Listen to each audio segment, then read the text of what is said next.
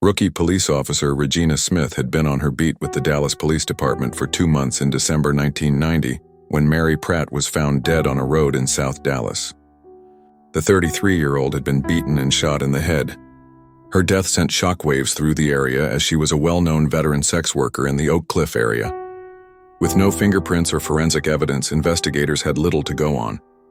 The case took a grim turn during Pratt's autopsy, when it was discovered that both her eyeballs had been removed with surgical precision.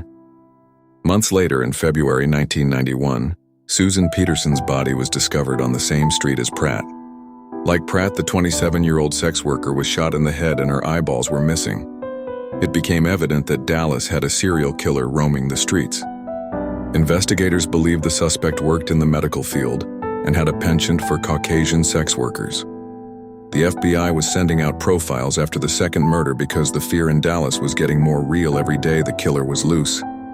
Everyone was hoping we would catch him, Smith says. Smith recalls being in a heightened state of awareness as Dallas faced the crack epidemic and record-high murder rates. She kept her ear to the ground, alerting the sex worker community while interviewing those who claimed the suspect was a regular customer who turned to murder. We treated everyone as human beings. The fact they were prostitutes did not diminish the importance we put on investigating each murder, she says. Weeks after Peterson's murder, Shirley Williams' nude body was found on a curb near an elementary school. She was also shot, but her eyeballs were sloppily removed. Williams was black and 45, considerably older than the two white victims. Williams' slaying would have been a huge setback for homicide detectives, if not for Smith, who urged them to consider the information she compiled while patrolling Dallas's streets. Her persistence led authorities to Charles Albright, a 57-year-old John who was eventually charged with the 3 murders.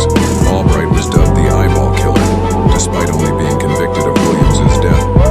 Albright died in prison in 2022, maintaining his innocence and refusing to reveal the location of the victim's eyeballs.